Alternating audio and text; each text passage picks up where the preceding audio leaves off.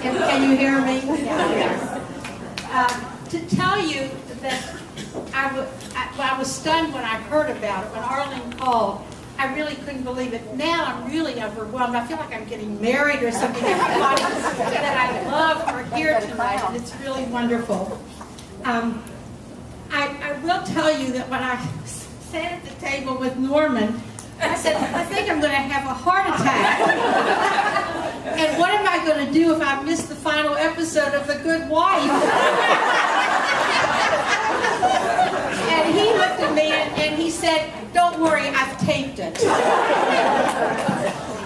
But at any rate, when I did find out about this award, and I was stunned, and I ran upstairs to tell Norman, who was getting up from a nap, and I've told a few people this, and it's the absolute truth. And I said, Norman, I just got a call from Arlene Slutza, and she tells me I've won this award. And he opens up his eyes. He said, are you sure they didn't make a mistake? Then I really wondered, maybe Arlene wanted me to play the piano.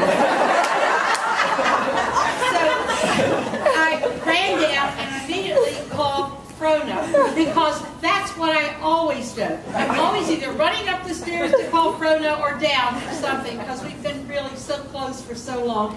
She was on her way to Baltimore, and she said, yes, you have won the award, and I'm going to present it to you, so please just shut up and enjoy it. And then I got another call. Let's see, who did I get? I got a second call from Edie. And then Edie said, yes, you have won the award, and congratulations. And then all of a sudden it hit me. It really was true. The only one I couldn't call, which broke my heart, was my dear friend Eleanor Marshall, because I knew, like Rabbi knows, that we were so inseparable, and I wanted her to know. And I'd like to feel, Rabbi, that she's here with us tonight, because I loved her so much. But at any rate, the timing was really perfect, because Ethan, my wonderful grandson, just graduated from Duke University this past weekend. And Debbie and Karen were coming in for graduation, so I could say to them, would you please stay, an extra day for this? So they're here. And of course, Steve, my son, my daughter-in-law Joan, my husband Harold.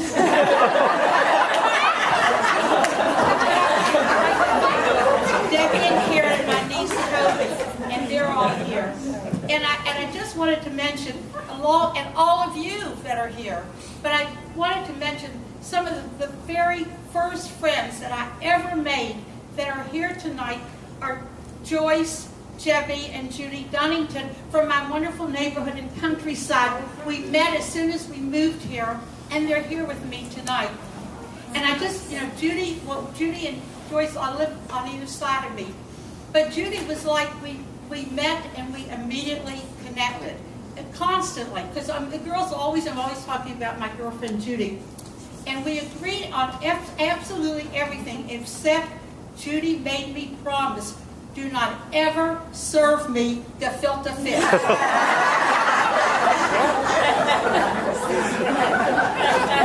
That was real, so I honored her request. Anyway, as I said, Ethan graduated from Duke. Go Blue Devils. And Sandy is here.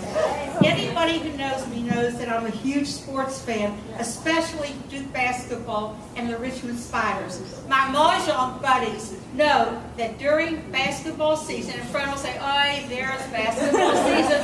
I'll be missing to go to basketball games." I have to be there for that. And also in my women's club, I sort of have become the sports reporter now. So when we have good and welfare, I give them all the news that's been printed about.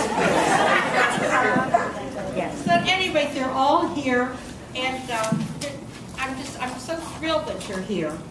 When we moved to Richmond, I wanted to meet people, and I was fortunate enough to know Joan Ruby, like it was mentioned, and I did have a desire to volunteer. And I went to Beth Shalom Home on Fitzhugh Avenue, and I loved it. I met fascinating people like Yetta Friedman, Lottie Kaminsky, of course, Edie and her mom, Becky. And my very favorite Anna Bellman. And I don't know if any of you knew her or you knew Ann Fisher. This Anna Bellman was Ann Fisher's aunt, and she was remarkable. She was like over 100 years old, and she was the backbone of the home. Everything that we ever did, every activity she participated in. She was just an incredible woman. And I used to always play the piano, but I never really thought too much of it. But she said to me, listen, and she had a stern way, you listen when she talked to you. And she said, people really love music, Marcia, and if you can play the piano, you have to play the piano. And I always remembered it. And I try to incorporate it even in Hadassah, when I became active in Hadassah, particularly the Women of Valor. And we had many wonderful programs. This past October, we honored Ruth Wolf with that award, and Eleanor and I, we had a beautiful program for her. And it's really been a very special thing to do this Woman of Valor. Oh yes, and I wanted to say that when Beth Shalom moved, I moved along with it because my mother became a resident there. And I really felt like I joined the auxiliary because I felt it was important to try to enhance the life of residents because my mom was there. It became more important to me.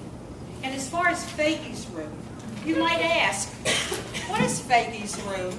And why do we have a Fagie's room? Fagie's room is just a small area at the back of the home. And the name honors Fagie Sobel, Beverly Sobel's wonderful mother-in-law. She was a terrific woman, and I hope that she would be proud of the care that we give to our shop.